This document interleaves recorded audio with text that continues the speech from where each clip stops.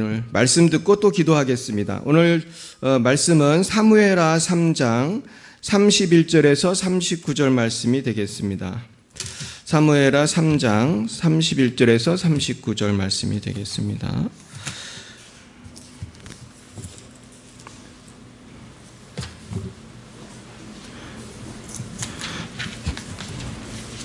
구약성경 사무엘하 3장 31절에서 39절.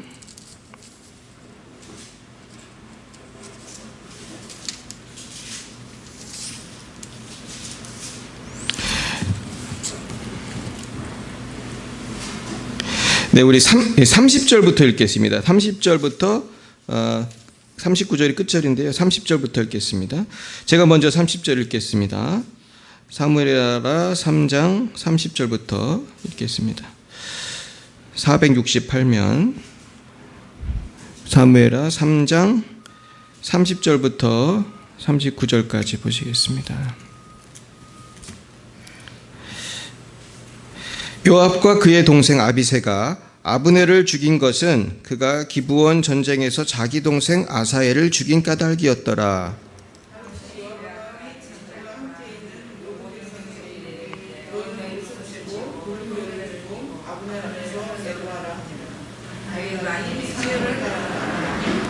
아브넬을 헤브론에 장사하고 아브넬의 무덤에서 왕이 소리를 높여 울고 백성도 다 우니라.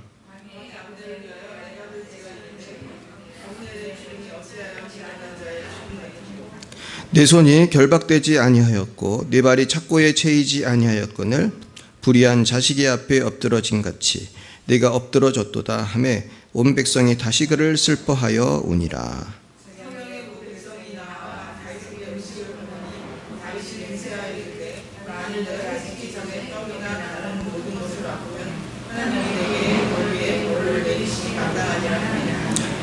온 백성이 보고 기뻐하며 왕이 무슨 일을 하든지 무리가 다 기뻐하므로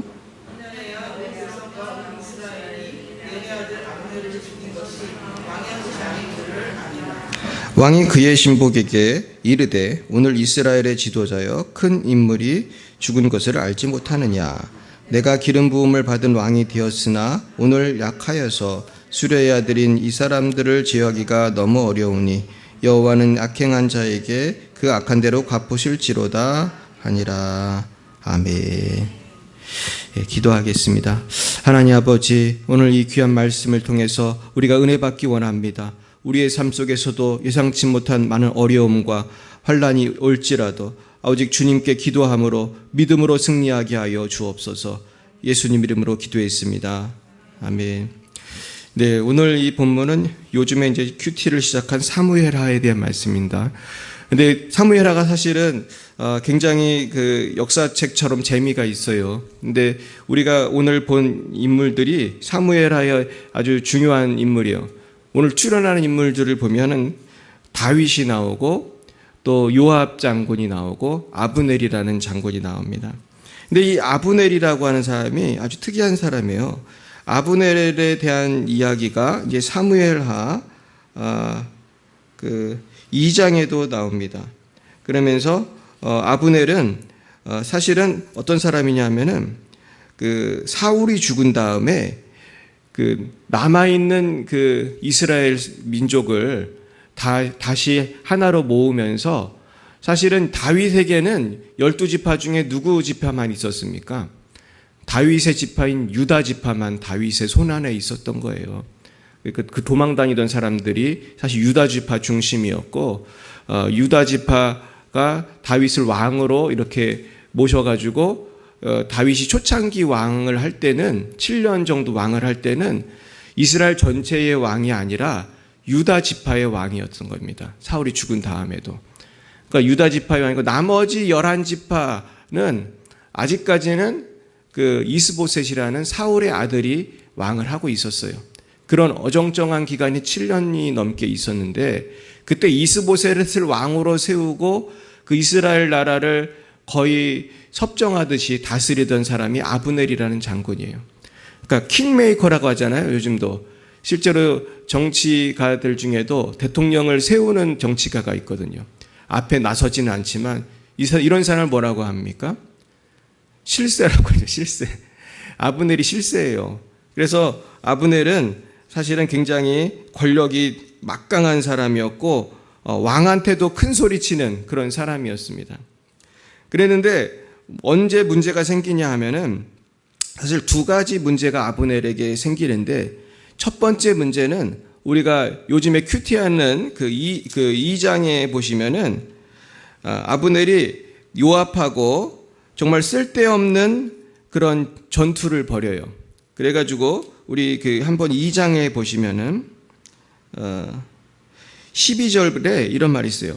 넬의 아들 아브넬과 사울의 아들 이스보셋의 신복들은 마하나임에서 나와 기브온을 이르고 수르의 아들 요압과 다윗의 신복들도 나와 기브온 목가에서 그들과 만나 함께 앉으니, 그러면서 두 군사가 이렇게 나와가지고 서로 힘겨루기를 해요.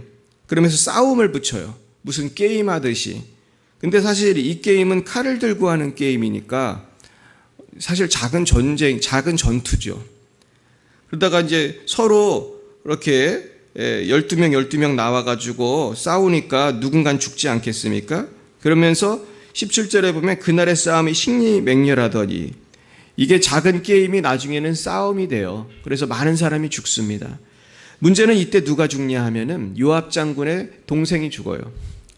요압 장군의 동생이 아브넬을 쫓아오는 거예요. 싸움이 났으니까. 물론 적군의 장군을 죽이면 공이 올라가겠지만 아브넬은 보통 사람이 아니거든요.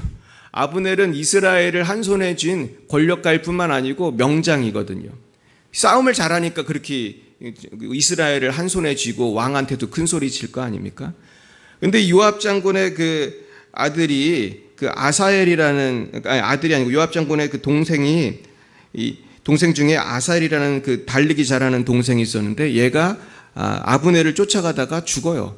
사실 아브넬은 나를 쫓아오지 말라고, 나는 너네 형을 생각해서 너를 죽일 생각이 없다고 그랬어요. 그러니까 아브넬이 그만큼 요압 장군의 식구들까지 파악하고 있을 정도로 명석한 사람이에요. 정치적으로도 뛰어나고.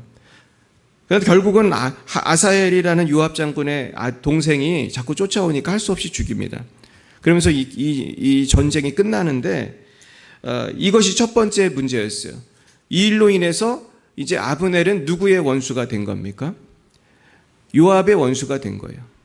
요압 장군은 사실은 다윗도 어떻게 할 수 없을 만큼 유다 왕국의 어떻게 보면 실세였고, 아브넬은 이스라엘 나머지 지파의 실세였던 거예요. 실세끼리 원수가 되는 그런 사건이 발생합니다. 그 다음엔 무슨 사건이 났냐 하면, 오늘 3장에 보시면 3장 7절에 사울에게 첩이 있었으니 이름은 리스바요 아야의 딸이더라. 이스보셋이 아브넬에게 이르되 네가 어찌하여 내 아버지 첩과 통관하였느냐 하니, 사실 아브넬이 해서는 안 되는 선을 넘는 일을 합니다. 그래서 사울의 첩과 그 통관을 하는 것을 이스보셋이 알고 혼을 냅니다. 근데 이스보셋은 왕이라서 이런 말을 했지만은 아브넬은 이 말을 들었을까요? 이 말을 듣지 않고 오히려 화를 냅니다. 그러면서 이 일을 계기로 해서 아브넬은 이제 이스라엘 이 다른 모든 민족을 다 모아가지고 다윗에게 갖다 바치려고 그래요. 그래서 아브넬은 다윗에게 사람을 보내서 협상을 벌려요. 그게 이제 12절부터 나오는 말입니다. 이제 11절에 보면은 이스보셋이 아브넬을 두려워하여 감히 한마디도 대답하지 못했다. 그러니까 왕이 무서워서 신하한테 한마디도 못하는 장면이 나오고, 12절에 보면은 아브넬이 전령을 다윗에게 보내서 협상을 합니다. 자, 그러니까 다윗이 협상 조건으로 자기의 그 아내, 빼앗긴 아내를 데려와라. 그래야 협상해 주겠다 이랬습니다. 그러면서 다윗은 이러한 조건으로 자기의 잃어버렸던 그 아내 미가를 찾게 되죠. 그러면서 이제 아브넬이 17절에 보면 이스라엘 장로들을 모아요. 그래가지고 다윗을 임금으로 세우자 이런 것을 이제 다 모의를 하게 됩니다. 그리고 나서 이제는 아브넬이 부하 20명과 더불어 20절에 보면 헤브론에 가서 다윗에게 진짜 나타나요. 다윗은 마음이 어땠을까요? 굉장히 기뻤을 거예요. 빼앗겼던 아내도 찾았지. 그리고 이스라엘 11지파 다 모아가지고 다윗한테 준다고 하니까 그것도 다른 사람이 아니고 그 이스라엘의 실세인 아브넬 장군이 그렇게 하기로 하고 자기가 특별히 신경 쓰지 않아도 되게 다 손을 써놓은 거예요. 저는 이 말씀을 읽으면서 하나님이 역사하시는 게 이렇게 신기하다. 다윗은 어때요? 이렇게 잔머리를 쓰는 사람이 아니잖아요. 다윗은 그냥 주님만 바라보고 기도할 때 기도하고 찬송할 때 찬송하고 싸울 때 싸우고 이런 순수한 사람인데, 다윗이 사실은 하기 어려운 게 이런 정치적인 제스처거든요. 사실 순수한 성도들은 기도나 하지 충성이나 하지 이런 잔머리를 굴리고 그런 거 잘 못하잖아요. 근데 이 세상에도 보면은 이런 사람이 있어요, 없어요? 이 아브넬 같이 정치력이 있고 사람들을 휘어잡고 이러는 사람이 있습니다. 근데 이런 사람도 필요해요, 안 필요해요? 필요해요. 나라를 하려면 이런 정치가가 필요해요. 그래서 어느 나라라 보면은 이런 실세가 있습니까, 없습니까? 다 있어요. 대한민국은 없겠습니까? 북한도 있대요, 북한도. 러시아도 있고 미국도 있고 중국도 있고 다 실세가 있고 이런 사람들이 도와주기 때문에 거기 대통령이나 그런 사람들이 일을 하는 거죠. 근데 다윗은 아브넬이라고 하는 뜻하지 않았던 그런 사람이 나타나서 지금 이 모든 이스라엘을 통합해서 당신이 이제는 유다의 왕이 아니라 이스라엘 전체의 왕이 되라고 이렇게 하니까 기뻤어요. 그래서 잔치를 베풀었습니다. 그러면서 21절에 보면은 다윗이 아브넬을 보내매 그가 평안히 가니라. 여기까지는 참 좋았습니다. 이제는 남은 건 뭐만 남았어요? 아브넬이 이제 집에 가면은 다윗하고 얘기 끝났어. 이제 우리 몽땅 이스라엘 다윗을 왕으로 세우는 거야. 이제 통일한국 이루는 거야. 아브넬이 이제 이 얘기만 하면 다 되는 거예요. 근데 이 다 된 밥에 재를 뿌리는 사건이 났습니다. 이게 뭐예요? 22절부터 누가 나타나냐면은 이 소식을 들은 요압이 화가 났어요. 아브넬이 너무나 큰 조건으로 다윗의 마음을 샀잖아요. 자, 이렇게 되면은 통일한국이 되고 나서 누가 이인자가 될까요? 요압이에요, 아브넬이에요? 요압이에요, 아브넬이에요? 아브넬이죠. 아브넬의 공이 훨씬 크잖아요. 요압도 열심히 싸웠지만 요압은 유다 왕국에서 훌륭한 그런 장군이었지, 이 이스라엘을 통일을 하는 것까지 요압이 할 수 있는 일이 아닌데 아브넬이 통일을 시켜주니까 아브넬이 이인자가 되게 생겼고, 그럼 요압은 자연스럽게 이제 변방에서 그냥 군사들하고 고생이나 하는 사람이 되게 생긴 거예요. 거기다가 아브넬은 요압의 동생을 죽인 원수예요. 요압은 거칠 것이 없습니다. 이때부터 이제 눈이 뒤집어져 가지고 집에 가는 그 아브넬을 불러드립니다. 자, 그러면서 요압이 따져요. 24절에 보면은 왕에게 나아가 이르되 어찌하심이니까? 아브넬이 왕에게 나아왔거늘 어찌하여 그를 보내 잘 가게 하셨나이까? 그러면서 뭐라고 합니까? 이간질을 하죠. 왕도 아시려니와 내리 아들 아브넬이 온 것은 왕을 속임이라. 그가 왕이 출입하는 것을 알고 왕이 하시는 모든 것을 알려 함이니이다. 그러니까 아브넬은 스파이지 진짜로 이스라엘을 통일하려고 온 게 아니에요. 이렇게 이간질을 하는 거예요. 근데 다윗은 속지 않죠. 사실 속지 않는데 요압은 어떻게 되든지 아브넬이 이인자가 되는 걸 막아야 돼요. 참 이런 일이 참 좋지 않은 일이지만 어디서나 벌어지는 일입니다. 결국 26절에 보면 요압이 다윗에게서 나와 전령들을 보내 아브넬을 쫓아가게 하였더니 시라 우물가에서 그를 데리고 돌아왔다라고 했어요. 근데 다윗은 몰랐습니다. 다윗은 알지 못하였더라. 그를 데리고 돌아왔으나 다윗은 알지 못하였더라. 이것이 참 중요하죠. 다윗은 아브넬이 돌아왔는지도 몰랐어요.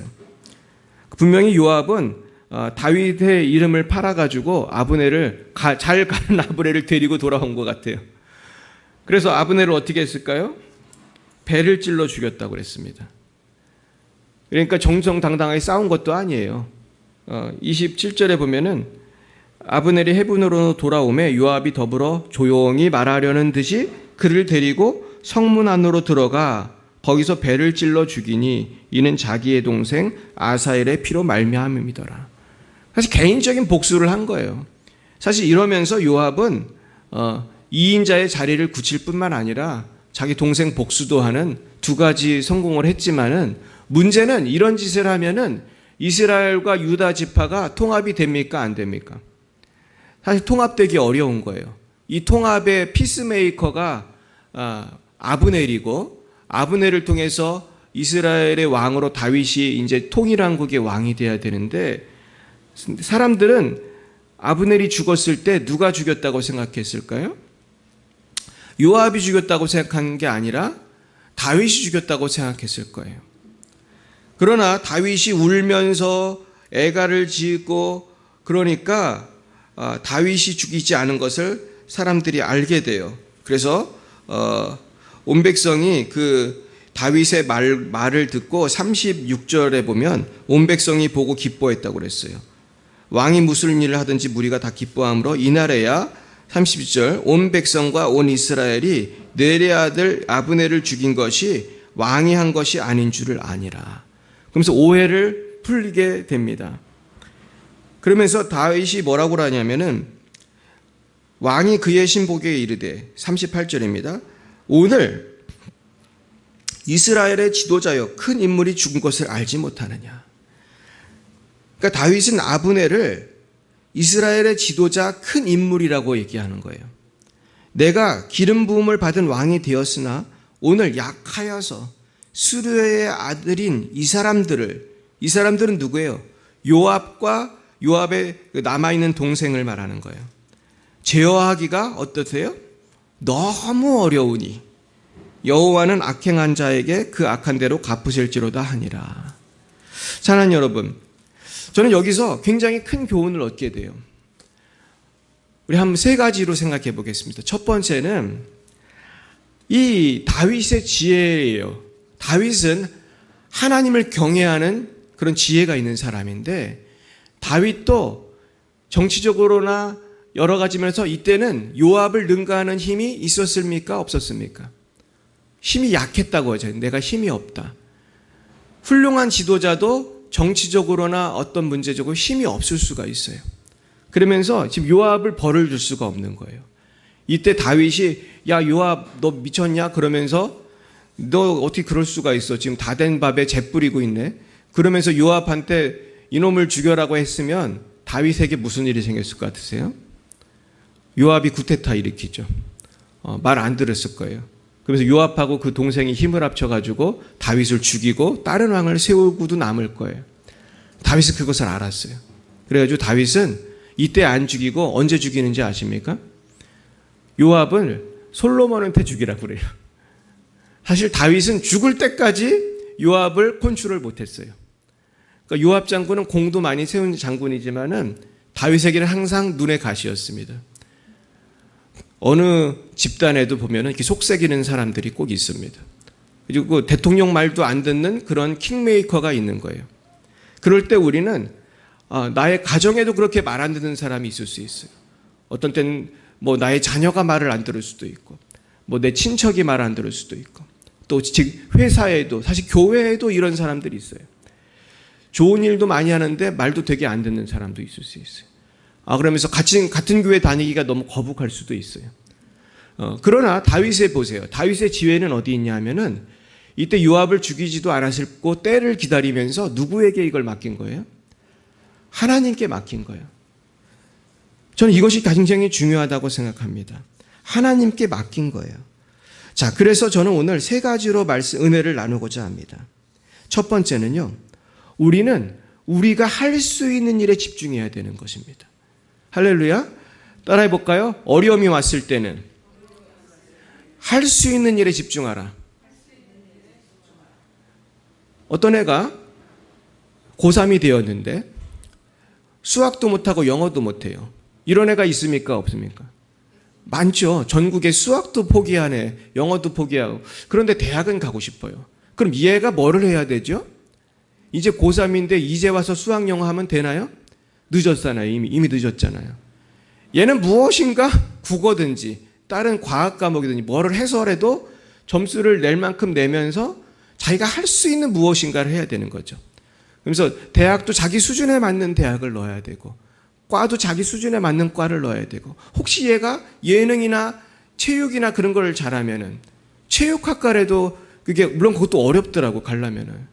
그 저랑 친한 선교사님도 아들이 있는데 너무 잘생겼어요. 너무 튼튼해. 근데 너무 공부를 못했어요.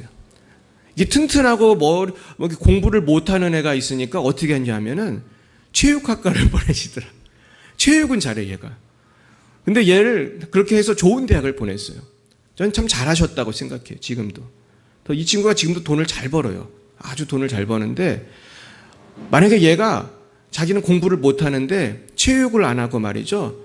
어떻게 하든지 영어 수학 해서 어떻게 대학 가보자 했으면 대학 갔을까요? 아마 대학을 갔어도 우리가 전혀 알 수 없는 이상한 대학을 갔거나 아니면 못 갔을 겁니다.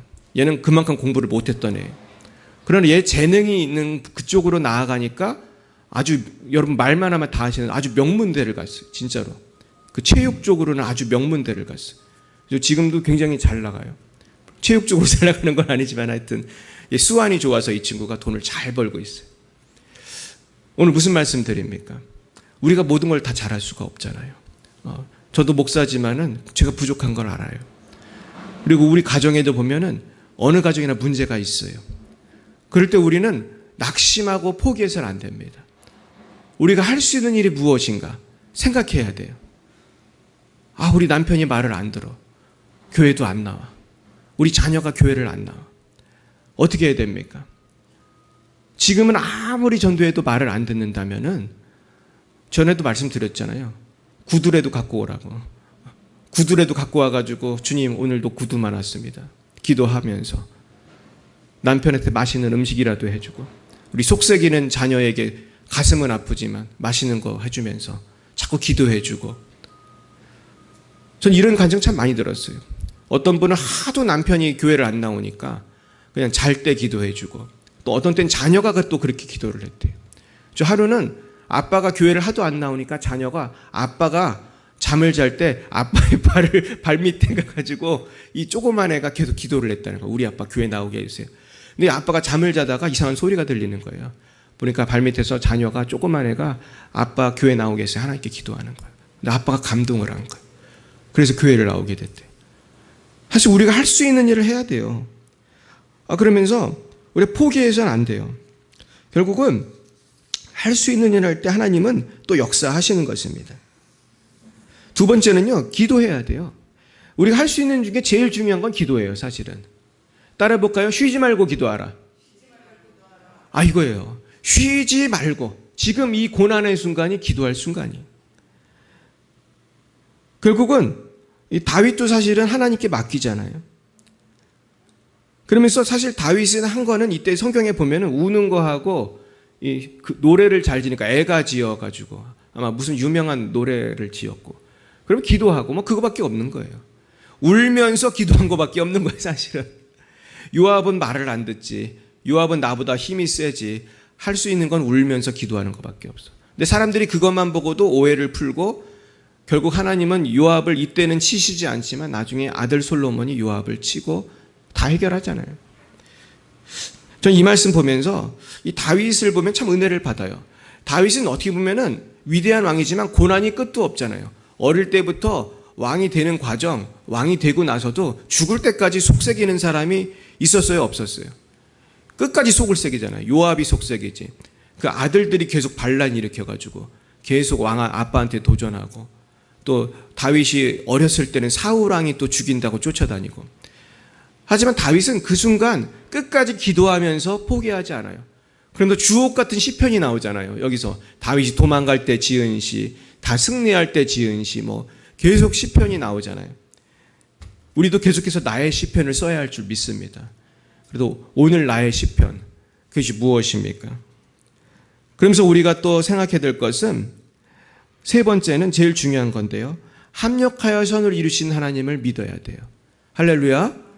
로마서 8장 28절 외워볼까요? 시작. 하나님을 사랑하는 자, 곧 그 뜻대로 부르심을 받은 자들에게는 모든 것이 합력해서 선을 이룬다는 거예요.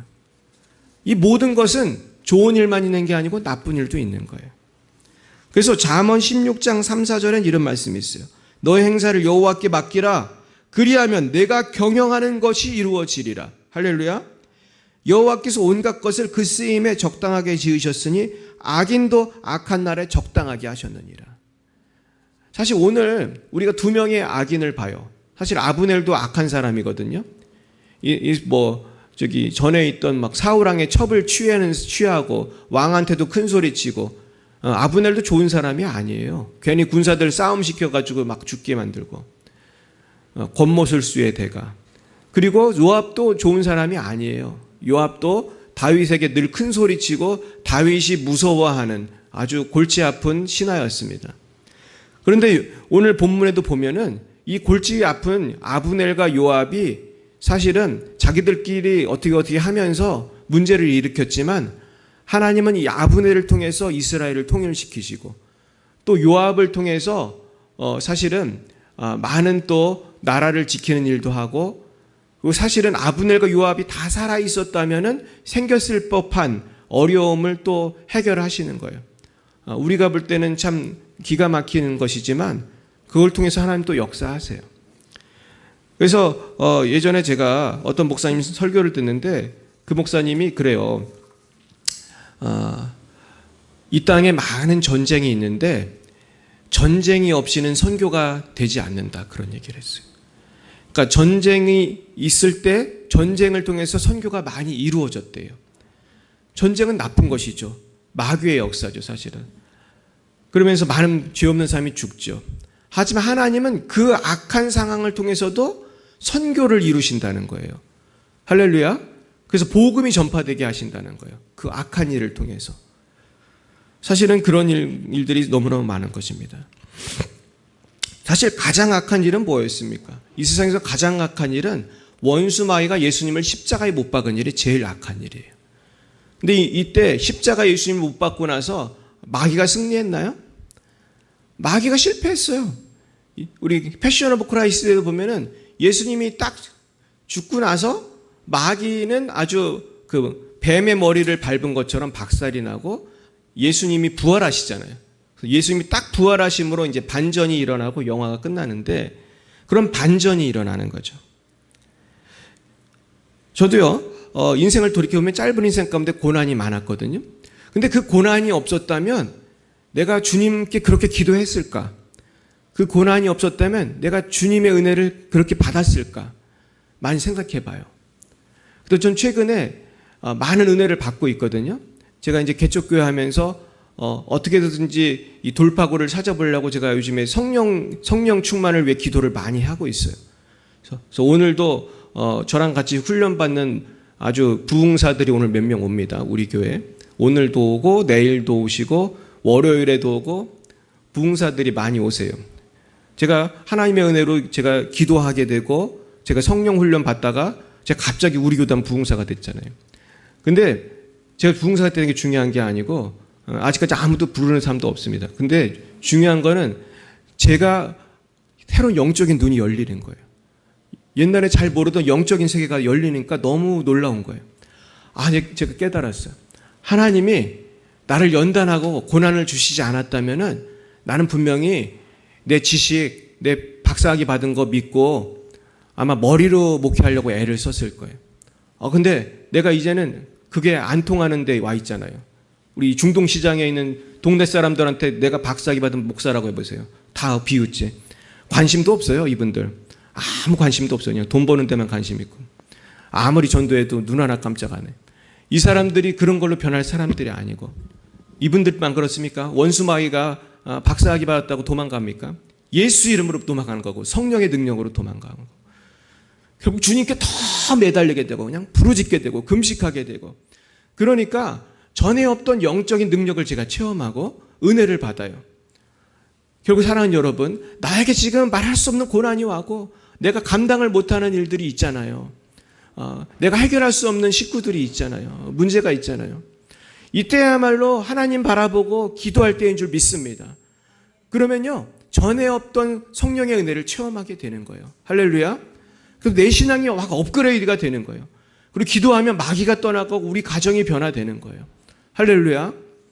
그래서 오늘 누가 오시는지 아세요? 제가 전에 설교했던 지하에서 목회했던 목사님 있잖아요.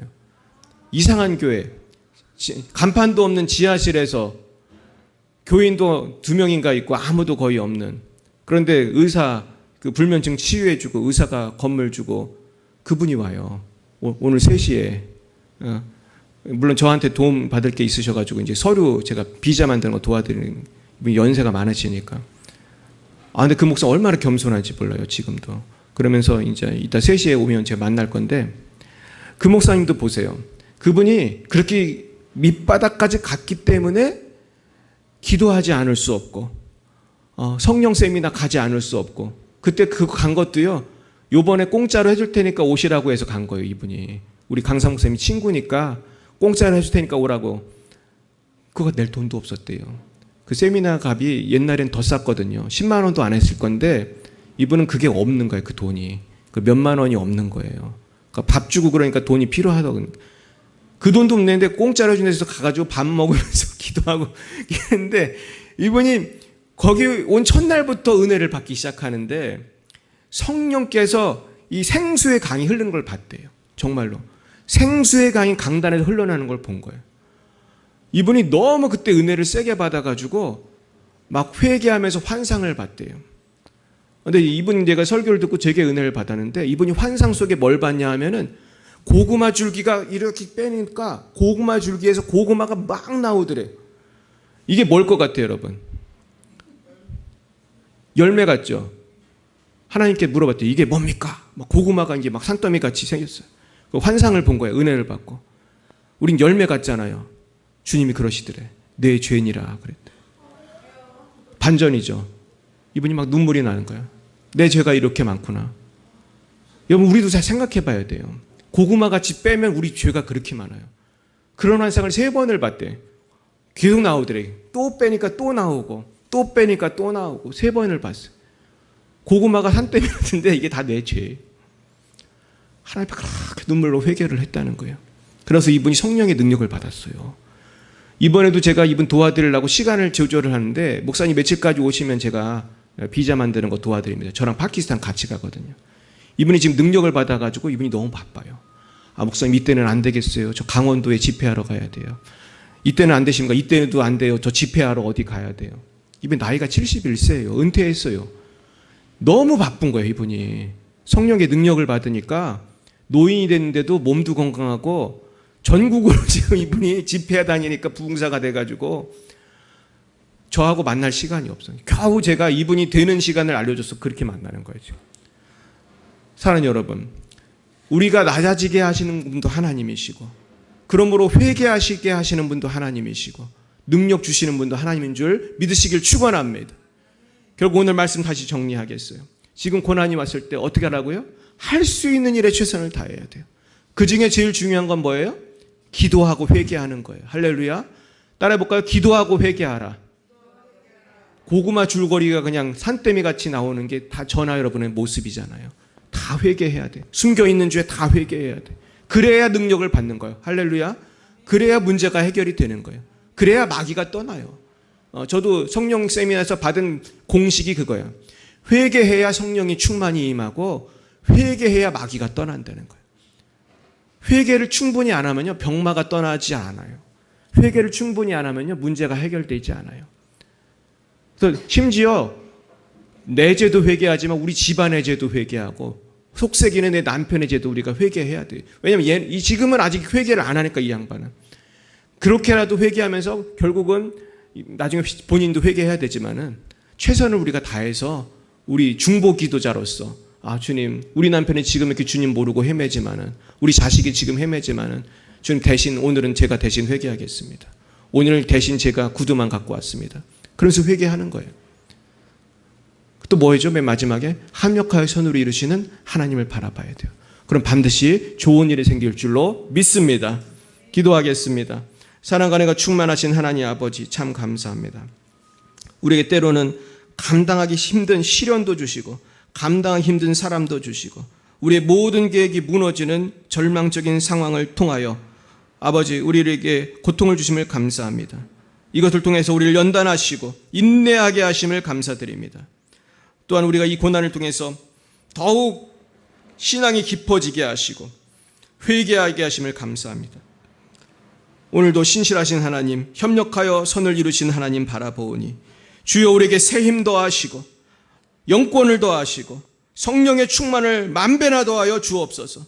그래서 우리가 살고 우리 가정이 살고 우리 교회가 만배나 부흥하게 하여 주시옵시고 우리 나라가 살고 선교사님들이 사는 우리 자녀들과 우리 성도들과 우리 남편과 우리의 이웃이 사는 놀라운 부흥의 역사가 있게 하여 주옵소서. 지금은 살아계신 주 예수 그리스도의 구속의 은혜와 하나님 아버지의 놀라우신 사랑하심과 성령의 교통하시고 치료하심이 날마다 합력하여 선을 이루시는 여호와 하나님만을 바라보고 순종하기로 결단하는 사랑하는 죄자인들 머리 위에와 저들의 가정과 자녀와 남편과 미래 위에 우리 열방의 뱃사람 교회와 열방 위에 이제와 영원몽토록 함께 하시기를 간절히 축원하옵나이다.